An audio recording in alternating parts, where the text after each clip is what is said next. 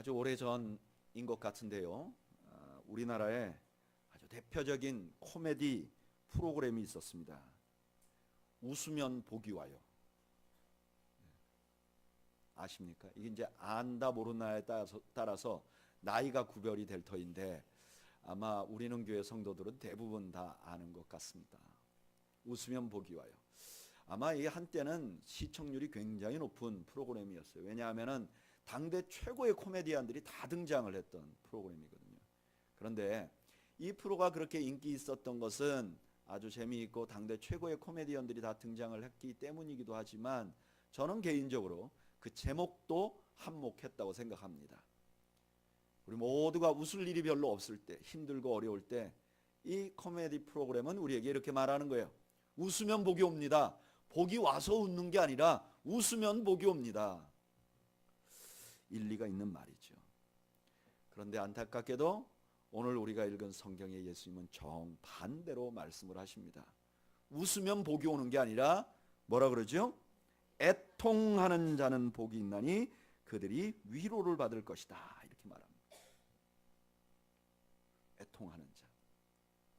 예수님께서는 팔복을 말씀하시면서 두 번째 단락에서 이렇게 말합니다. 애통하는 자. 이렇게 말합니다. 여러분이 애통한다는 것은 두 가지가 합쳐져 있는 단어입니다. 애통한다는 것은 큰 고통이 있다. 그리고 나는 무능력하다. 그래서 울 수밖에 없다. 그냥 큰 고통만 있는데 내가 유능하면 울 필요가 없죠. 근데 고통이 너무 큰데 내가 그걸 극복할 능력이 없어요. 그래서 우는 거. 그걸 애통이라고 말하는 거예요. 이 애통이라는 단어가 신약에 쓰인 곳이 있는데 마가복음 16장 10절에 쓰였어요. 제가 한번 읽어드릴게요. 마리아가 가서 예수와 함께하던 사람들이 슬퍼하며 울고 있는 중에 이 일을 알리매. 예수님의 제자들이 예수님이 십자가에 달리시고 나서 다 모여서 슬퍼하고 울고 있다 할 때 그 단어가 여기 애통한다는 단어하고 똑같아요. 여러분 생각해 보세요. 자기들이 그렇게 사랑하던 예수님께서 십자가에 달려 죽으셨어요. 절망스럽죠. 그런데 문제는 자기들이 그걸 극복하거나 예수님을 도와줄 수 있는 능력이 아무것도 없어요. 그러니까 이 사람들은 그냥 울 수밖에 없는 거예요. 게다가 이 애통하다는 단어는 헬라어로 현재형으로 쓰였습니다. 헬라어의 현재형은 지금이라는 의미보다는 반복된다 하는 의미가 있어요. 그러니까 여기 애통한다 하는 말은 큰 슬픔과 큰 절망으로 눈물을 흘릴 수밖에 없는 상황에 들어가서 계속 울고 있다 하는 상황을 말하는 것입니다. 여러분, 우리가 만약에 이런 상황에 들어가면 어떨까요? 아마 어떤 분들은 화가 날 것입니다. 제일 먼저는 자기 환경에 화가 날 거예요. 왜 나한테는 이런 일이 일어나? 그리고 자기한테 화가 날 거예요. 왜 나는 이걸 극복할 능력이 없지? 그러다 보면 이 분노가 어디로도 가죠? 하나님께도 가요. Why me? 하나님 왜 나에게 이런 일이 일어납니까? 분노가 사그러지면요, 그 다음에 자포자기가 돼요. 환경을 극복해볼 노력을 하지 않습니다. 그리고 자기 자신도 포기해버려요. 알코올 중독이 된다든가. 그리고 이 마음속에 하나님에 대한 기대도 없어지는 거예요. 그래서 하나님이 나를 버린 것 같은 생각이 들죠. 그런데 오늘 예수님께서 애통이라고 말하는 순간 그런 일을 당하는 많은 사람들은 위로를 받았을 거예요. 왜냐? 마태복음 5장의 이 말씀은 산상수훈이에요. 다시 말하면 여기에 나온 사람들은 하나님의 백성, 하나님의 나라에 들어온 사람들이에요. 그래서 예수님께서 가난한 자는 이라고 말했을 때 그 하나님 나라에 가난한 자들이 속한 거예요. 예전에는 가난한 자들은 하나님 나라 변방에 있을 거라고 생각했는데 가난한 자는 그러니까 하나님 나라에 속한 거예요. 그런데 두 번째로 예수님이 애통하는 이라고 말하는 순간 이 절망스러운 상황에 있는 사람들이 이런 생각이 드는 거죠. 아! 애통하는 나도 하나님의 백성 안에 있구나. 결코 하나님이 버리지 않았구나. 여러분, 이것은 사실입니다. 우리가 인생에 눈물이 많은 것은 내 인생에 고통이 많아서 그걸 극복할 수 없고 한계가 있어서 눈물이 많은 것은 결코 하나님이 우리를 버린 증거가 아니라는 사실을 믿으시는 여러분들 되시기를 축복합니다. 시편 56편 8절에 보면 하나님은요, 어쩔 수 없어서 애통하는 그 사람들에게 깊은 관심을 가지고 계신 분이세요. 우리 한번 읽어볼까요? 시편 56편 8절입니다.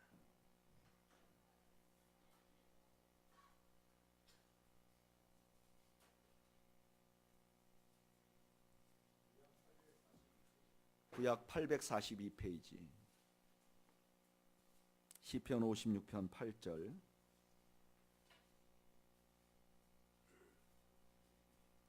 다 같이 읽어보겠습니다. 시작. 나의 유리함을 주께서 계수하셨사오니 나의 눈물을 주의 병에 담으소서. 이것이 주의 책에 기록되지 아니하였나이까. 아멘. 하나님께서 유리하는 시인의 눈물을 주의 병에 담고 있다고요. 그리고 자신이 울 때마다 하나님이 기록하고 계시다고 말합니다. 저는 이 말씀을 묵상하면서 아마 이 말씀은 우리로 적용을 하면 과거에 우리들의 어머니들에게 잘 적용이 될 것 같다는 생각이 들어요. 예전에 우리나라에서 여자로 태어나는 건 그 자체가 힘든 것이었습니다. 태어났는데 아들로 태어나지 않으면 부모님들이 실망을 하면서 태어나기 시작했어요. 그리고 시집 가면 그나마 있던 가치도 추락하는 경우가 많았어요. 제가 여러 번 말씀드렸지만 저 어렸을 때 가끔 저희 고향 집에 방문을 해보면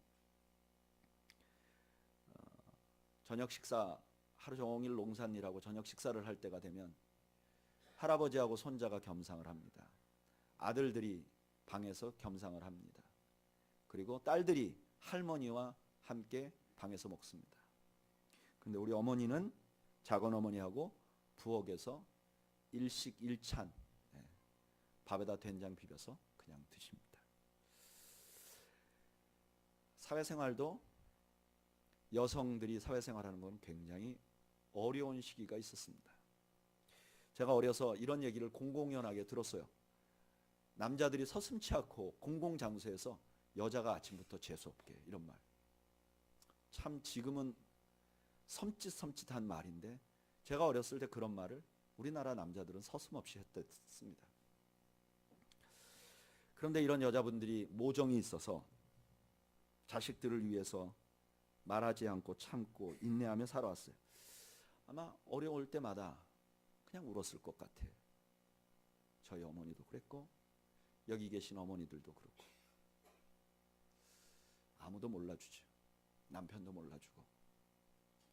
놀라운 건 하나님이 그거 다 계수하고 있다는 거예요. 나조차 내가 잊어버렸는데도 하나님은 다 그걸 기록하고 관심을 가지고 있다는 거예요. 하나님은요,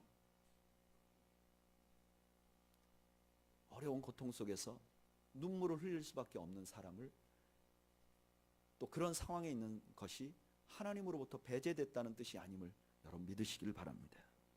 그냥 관심만 가지신 게 아니라 하나님은 그 눈물이 너무나 가치 있어서 하나하나 세고 계실 뿐만 아니라 그 눈물을 기쁨으로 바꾸어 주기를 간절히 원하시는 하나님이신 것이죠. 시편 126편 5절에 보면 참 놀라운 말씀이 있습니다. 한번 찾아볼까요? 시편 126편 5절.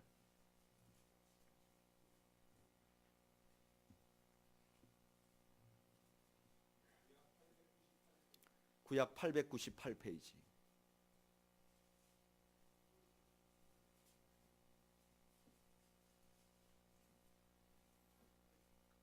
한번 읽어보겠습니다. 시편 126편 5절 읽어보죠. 시작. 눈물을 흘리며 씨를 뿌리는 자는 기쁨으로 거두리로다. 아멘. 이 시편 126편은 포로로 잡혀갔다 돌아오는 사람들이 부른 시입니다. 그래서 눈물을 흘리며 씨를 뿌린다는 것은 그들이 완전히 힘이 없어서 포로로 잡혀가고 있는 그런 상황을 말해요. 그런데 하나님은 그 완전히 아무 일도 할 수 없어서 눈물을 흘리며 포로로 잡혀가는 그 모습을 눈물을 흘리며 씨를 뿌리는 사람 같다고 말합니다. 이스라엘의 농부들은 가끔 씨를 뿌릴 날이 되면 눈물을 흘리면서 씨를 뿌리는 농부들이 있었다 그래요. 왜 그런가?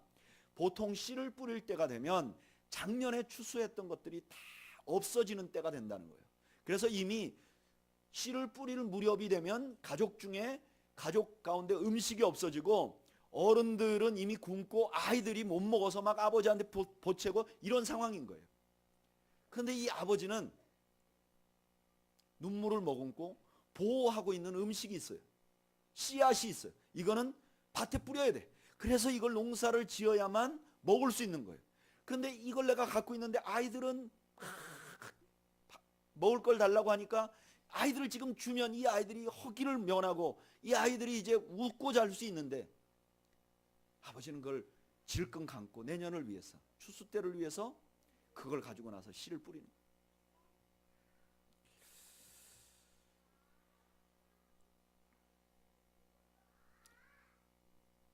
눈물을 흘리면서 뿌리는 씨앗, 그것이 마치 포로로 잡혀가는 사람들의 모습이 바로 그런 미래를 위한 눈물이라는 것입니다. 저는 이 장면이 대한민국의 많은 아버지들에게 엄청난 위로를 주는 말씀이라고 생각합니다. 이 땅에 태어난 남자들은 어려서부터 이상하게 가족을 부양해야 한다는 무거운 짐을 가지고 갑니다. 어떤 설문조사를 최근에 보니까요, 직장인 남성이 직장 생활이 너무 힘들다는 거예요. 근데 왜 힘드냐 물어보니까 과도한 업무도 제일 힘든 요소가 아니래요. 부당한 직장 상사, 이것도 힘들지만 제일 힘든 건 아니라는 거예요. 그러면 남자들이 직장 생활하면서 제일 힘든 건 무엇인가? 부양의 의무라는 거예요. 지금 젊은 직장인들한테 설문조사한 겁니다. 부양의 의무. 아이들과 놀고 좋은 아버지가 되고 싶죠. 그런데 내가 나가서 놀면 먹고 살기가 힘드니까 자신을 희생하면서 출근해서 씨를 뿌리는 거죠. 요즘은 그러면 나쁜 아빠라고 선전하는데 나쁜 아빠는 아닌 거죠. 하나님이 이렇게 말하는 거죠. 너가 눈물을 흘리면서 씨를 뿌리고 있다는 건 내가 안다. 가족 부양을 위해서 최선을 다해서 일하고 있다는 것을 안다. 내가 너의 그 희생을 가치 있게 만들어 주마. 하나님은 그런 눈물을 다 보시고 가치 있게 만들어 주시기를 원하시는 분인 거죠. 여러분, 내 삶에 애통할 일이 많다고 해도 그것이 절대로 하나님으로부터 우리가 버림받았다는 증거가 아닌 것을 확신하시는 여러분들 되시기를 바랍니다. 하나님은 우리의 애통하는 것을 볼 뿐만 아니라 우리의 눈물을 가치 있게 만들어 주시려고 하시는 하나님이신 것이죠. 애통하는 자는 이라는 말씀은 애통하는 자를 기억해 주시는 것으로 끝나지 않습니다. 5장 4절 말씀은 이렇게 말합니다. 애통하는 자는 복이 있나니 그들이 위로를 받을 것이다. 이렇게 말합니다. 여기 위로를 받는다는 말은 헬라어 미래 수동태입니다. 수동태라는 것은 이렇게 자기가 능동적으로 하는 게 아니라 누군가에 의해서 되는 거죠. 근데 위로를 받게 된다는 거예요. 근데 이거는 그냥 단순히 받게 된다는 의미가 있는 게 아니라 여기 수동태는 신적 수동태라는 아주 특수한 용법입니다. 다시 말하면 위로를 받긴 받는데 누구에게 받느냐? 하나님으로부터 받는다는 거예요. 그리고 미래형이라고 말해요. 여기 미래형은 미래에 일어날 일을 말하기도 합니다. 사실 우리 하나님은 우리를 미래에 위로하시죠. 요한계시록 7장 17절에 보면 이는 보좌 가운데 계신 어린 양이 그들의 목자가 되사 생명수 샘으로 인도하시고 하나님께서 그들의 눈에서 모든 눈물을 씻어 주실 것이다. 우리가 천국에 가면 하나님이 우리의 눈물을 씻어 주시죠. 그런데 여기에 미래형은 단순히 천국 가서 위로받는다는 것을 말하는 것 이상의 의미가 있어요. 어떤 의미가 있냐면은 확실한 약속, 이런 의미가 있어요. 그러니까 다시 말하면 애통하는 자는 확실히 위로를 받을 것이라는 거예요.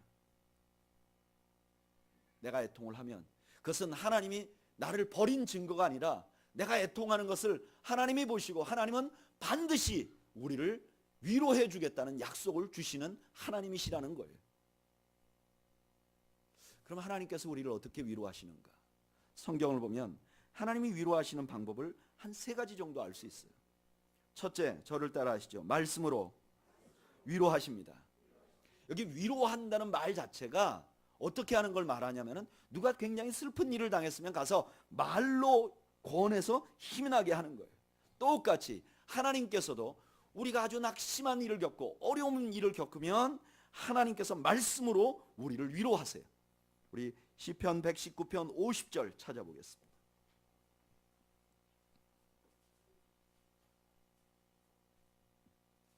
시편 119편 50절. 구약 892페이지. 시편 119편 50절.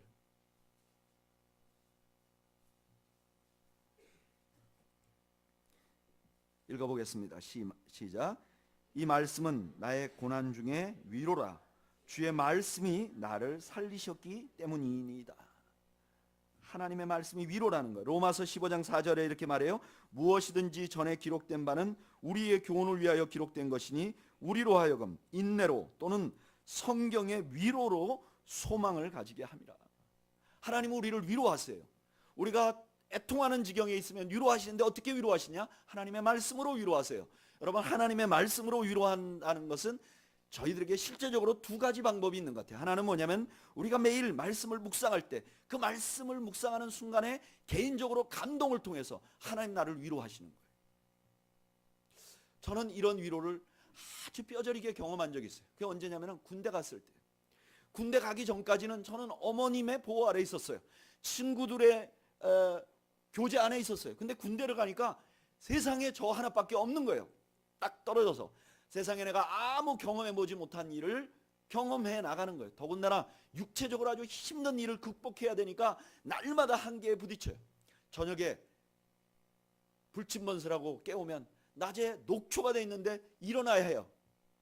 일어났을 때 제 이 군복 포켓에 시편하고 신약이 들어있는 작은 기도원 옆에서 준 작은 성경책을 다른 상관들이 오면 볼 수 없으니까 시편만 놓고 한 몇 줄을 읽고 넣어놓고 그거 생각하면서 저녁마다 불침번을 쓰고 군대 생활을 했던 것 같아요. 근데 참 거짓말같이 그날 내가 어려운 것을 하나님이 그날 그 말씀에 위로해 주시는 거예요.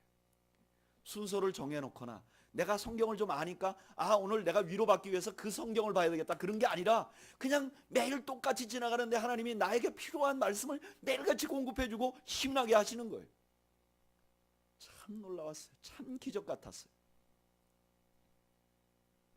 또 하나, 하나님께서 우리를 어떤 말씀으로 위로하시는가? 아마도 많은 경우 공동체가 모여서 예배할 때 설교 말씀으로 위로를 하는 것 같아요.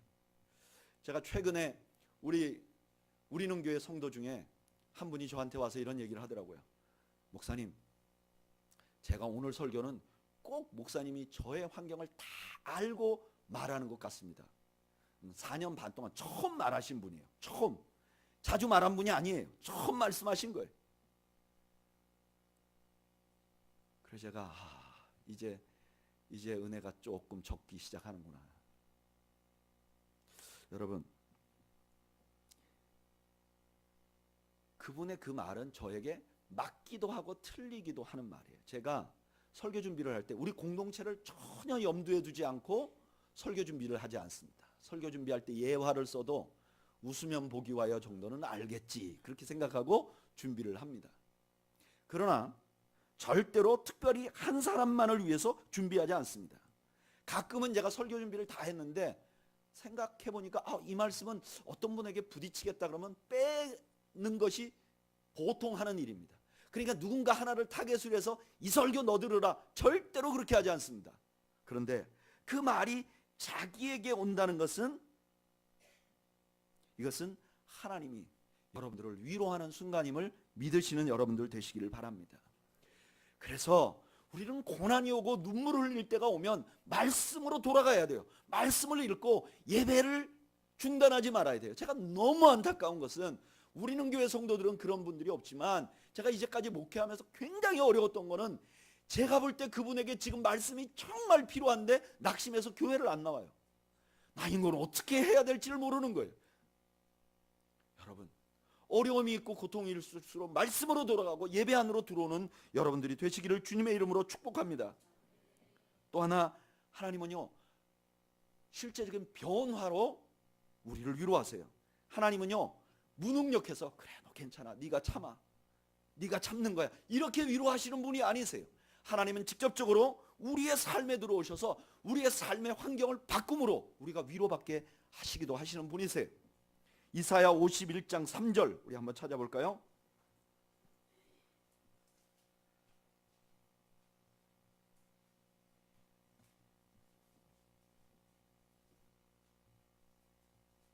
이사야 51장 3절, 구약 1031페이지입니다.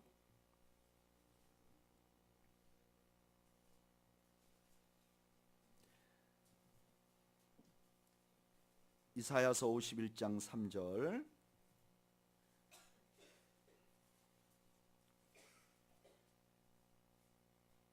다 같이 읽어보겠습니다. 시작. 나 여호와가 시온의 모든 황폐한 곳을 위로하여 그 사막을 에덴 같게 그 광야를 여호와의 동산 같게 하였나니 그 가운데에 기뻐함과 즐거움과 감사함과 창화하는 소리가 있으리라. 아멘. 하나님께서 하나님의 위로가 임하면 거기에 환경이 변화된다는 거예요. 저는 여러분들이 애통하는 가운데 환경을 볼 수 있는, 환경 속에서 하나님의 위로를 볼 수 있는 여러분들이 되시기를 바라요. 제가 보니까 우리가 애통하는 일이 생기잖아요. 어려운 일이 생기잖아요. 그러면 우리가 기대하는 회복이 있어요. 내가 애통하는 이유가 있고 내가 기대하는 회복이 있어요. 그래서 그 기대하는 회복만을 계속 생각하다 보면 나에게 하나님의 아무런 위로가 없는 것 같아요. 근데 눈을 넓게 열고 보면요, 하나님께서 그 일 말고 다른 일로 수없이 나를 위로하고 있다는 사실, 내 삶의 작은 변화를 통해서 수없이 나를 위로하고 있다는 사실을 발견하게 돼요. 저는 보니까 하나님께서 내가 메인으로 가장 집중적으로 나에게 상처가 되고 절망스러운 일을 겪어나갈 때 하나님께서는 두 가지로 변화를 내 삶에 일으키는 것 같아요. 하나는 제 마음을 변화시키는 것 같아요. 좌절과 낙심한 내 마음을 위로하시고 변화시키는 것 같아요. 뿐만 아니라 제 삶의 각종 부분에서 환경을 조금씩 변화하고 하나님이 나를 얼마나 사랑하시는지 하는 것을 계속해서 보여주시는 것 같아요. 그런데 그것으로부터 위로받기를 거절하면 하나님의 위로가 없다고 생각하는 거예요. 왜? 내가 원하는 게 안 되니까. 근데 그렇지 않아요. 하나님 우리를 끊임없이 위로하고 우리가 영안을 열어 그것을 볼 수 있는 지혜가 있어야 해요. 그러면 절망 속의 위로를 경험할 수 있는 거죠. 세 번째로, 하나님이 또 위로하는 방법은 사람을 통해서 위로하세요. 하나님은요 위로의 하나님이세요. 하나님의 이름이 위로세요. 고린도후서 11장에 보면 하나님은 위로의 하나님이라 그래요. 그런데 그 하나님이 위로를 하면서 가장 많이 사용하는 도구는 사람이에요. 성경에 나타난 인물 중에 가장 목표지향적이고 하나님의 말씀에 목숨을 걸고 가는 한 사람을 꼽으라면 사도 바울일 거예요. 사도 바울은 어떻게 보면 관계 중심적인 사람이 아니에요. 그렇게 가까웠던 바나바하고도 복음에 뭐가 틀리면 갈라서 버리는 사람이에요. 근데 놀라운 것은요, 성경에 보면 사도 바울이 위로를 받을 때는 항상 사람으로 위로를 받아요. 고린도후서 7장 6절에 이렇게 말해요. 그러나 낙심한 자들을 위로하시는 하나님이 디도가 옴으로 우리를 위로하셨으니. 바울은 위로를 디도를 통해서 받는 거예요. 여러분, 우리는 사람을 통해서 상처를 많이 받습니다. 그래서 사람에게 기대하지 말라고 합니다. 물론 그런 면이 있어요. 그런 면이 없는 것은 아니에요. 그러나 하나님께서는 결정적으로 우리를 위로하실 때 사람을 사용하신다는 사실을 여러분 믿으시길 바랍니다. 그래서 내 주변에 있는 사람들을 통해서 내가 위로받을 때 그 뒤에 계신 하나님을 볼 수 있어야 해요. 제가 살아가면서 참 고난을 닥쳐보고 정말 어쩔 수 없는 상황이 딱 닥치니까요, 겉으로 그동안 그렇게 저한테 잘하고 늘 목사님 사랑합니다 라고 편지도 쓰고 그랬던 분들이 제 가슴에 비수를 꼽는 거예요. 그래서 참 사람 참 진절머리 난다 이런 생각이 들어요. 근데요, 그 상처를 가지고 막 울고 힘들 때 저를 위로해 주시는 것도 사람들이었어요. 묵묵히 저와 함께 해주시고 저의 옆에 있어주고 저를 격려하시고 신뢰해 주시고, 저는 그분들 뒤에 계신 하나님, 또 그분들로 통하여 위로를 받게 되는 것이죠. 여러분, 내가 어려울 때 하나님께서는 사람을 보내시고 그를 통해서 위로하신다는 사실을 믿으시는 여러분들 되시기를 축복합니다. 이렇게 애통하는 사람이 위로를 받으니까 그 사람은 어떠냐? 복된 사람이라고 말하는 거예요. 애통하는 사람이 위로를 받으니까 복되다. 자, 그러면 이렇게 말하면요, 이런 생각이 들어요. 여러분, 애통하고 위로받는 게 복된가요? 아니면 애통도 안 하고 위로도 안 받는 게 복된가요? 우리 이런 생각하죠. 아, 하나님 참 병 주고 약 주시네. 그냥 애통도 안 하면 더 좋지. 그게 뭘 복된 거야? 애통 안 하는 환경에 있는 게 복된 거지. 그런데 그렇게 생각하는 것은 오늘 마태복음 5장에 있는 배경에 나와 있는 사람들을 이해하지 못해서 그래요. 여기에 마태복음 5장에서 지금 산상수훈을 듣는 대상은 어떤 사람들인가? 마태복음 4장 24절에 이렇게 말해요. 그의 소문이 온 수리아에 퍼진지라 사람들이 모든 앓는 자, 곧 각종 병에 걸려서 고통당하는 자, 귀신 들린 자, 간질하는 자, 중풍병자들을 데려오니 그들을 고치시더라. 이 사람들은 대부분 세상에서 막 극심한 고통을 당한 거예요. 여기 지금 질병들이 다 불치병이에요. 그래서 이건 완전히 절망한 사람들이에요. 그런데 이분들이 예수님을 만나서 그 질병을 고쳤어요. 얼마나 좋아요. 그런데 예수님을 만나서 그 질병을 고치자마자 핍박을 받아요. 이분들이 예수 믿는다는 것 때문에. 마태복음 5장 12절에 이렇게 말해요. 기뻐하고 즐거워하라. 하늘에서 너희 상이 큼이라. 너희 전에 있던 선지자들도 이같이 박해하였느니라. 이 사람들이 지금 박해를 당하고 있다는 거예요. 그러니까 지금 마태복음 5장에 애통하는 자는 복이 있나니 그가 위로를 받을 것이요 할 때 이 말씀의 배경은 뭐냐면 이 사람들은 이미 애통을 당하고 있는 거예요. 애통한 환경에 들어가 있는 사람들이에요. 그 다음에 두 번째 그렇게 생각하는 이유는 이 위로라는 것이 얼마나 절대적인 가치가 있는 위로인지 몰라서 그래요. 여러분, 여기 하나님이 주시는 위로는요, 절대적인 위로예요. 그것도 위로하는 분이 누구예요? 하나님이세요.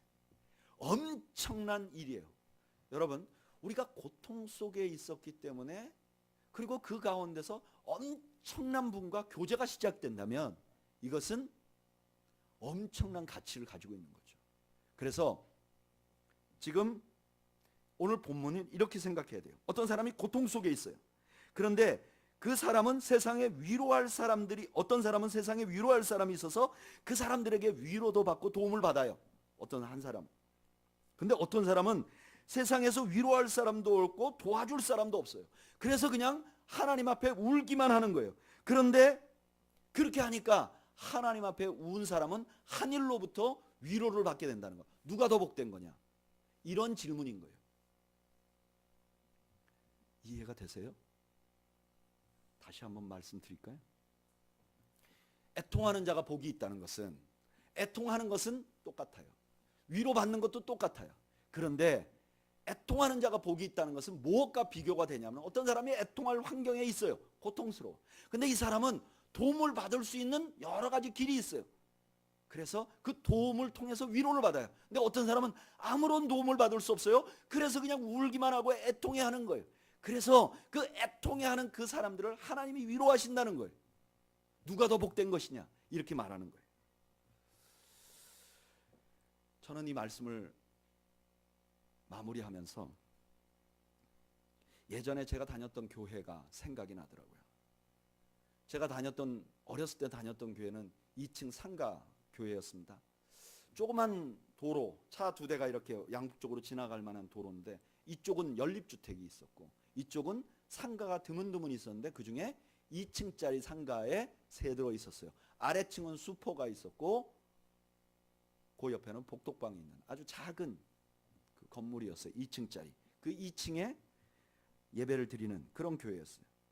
그런데 이 교회가 늘 주변 사람들에게 핍박을 받았어요. 늘 주변 사람들이 와서 욕을 했어요. 주변 사람들이 와서 소리를 지르고 방해를 했어요. 그 가장 중요한 이유가 뭔지 아세요? 교회가 거기 있는 게 너무너무 싫어했는데, 왜 싫어했는가? 싫어하는 그 지역 주민들이 교회를 싫어하는 가장 중요한 이유가 뭔지 아세요? 새벽마다 여자들이 거기서 운다는 거예요. 그러니까 아침에 출근해야 되는데, 아침에 출근하려고 그러면 그 여자들이 그 2층에서 요즘같이 방음이 잘 안 되니까 막 우니까 재수가 없다는 거예요. 그분들은 왜 울었을까? 아마 고통이 심했겠죠. 그 동네가 가난한 동네고 그 교인들이 넉넉하지 못한 사람들이었죠.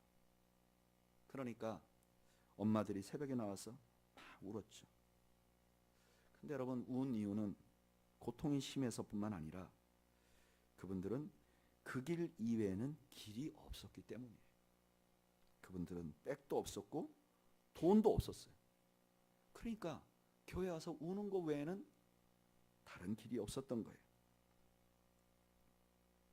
그분들은 교회에서 와 울고 주님의 위로를 받은 거죠. 그래서 밤새도록 철야기도 하고도 토요일 날 새벽에 일어나서 다시 직장에 일을 하고 하루 종일 일을 해도 주일날 또 일어나서 교회 나올 수 있었죠. 그 하루 쉬는 주일날 교회 나와서 몸이 부서져라 주일학교에서 교회 청소한다고 주방에서 땀을 뻘뻘 흘리면서 일해도 그 얼굴에 기쁨이 있었던 거죠. 그러니까 그것을 보고 주변에 애통하는 사람들이 몰려온 것이죠. 그래서 교회가 복된 곳이 된 것이죠.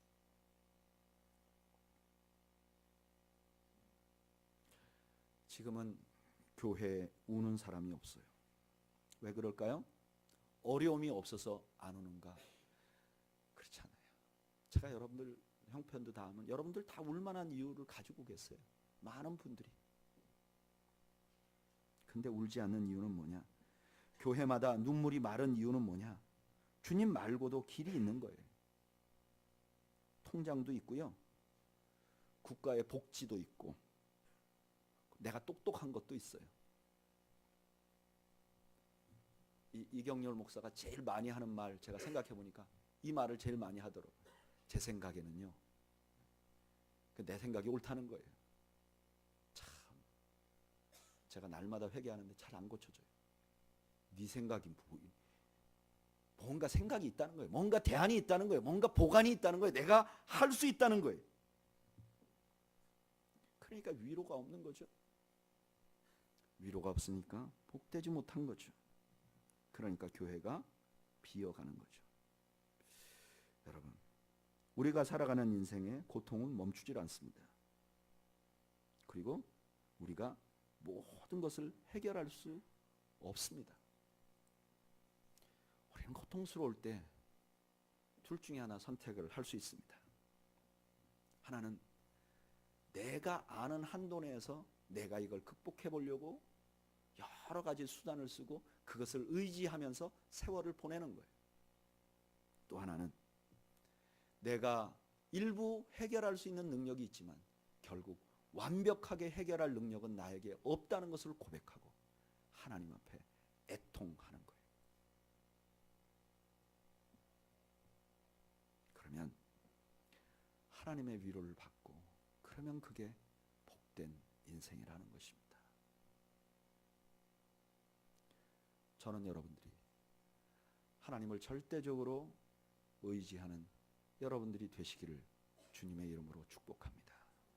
그리고 그것 때문에 하나님의 말할 수 없는 위를 누리고, 그것 때문에 누가 봐도 저 사람 참 복된 사람이야 라고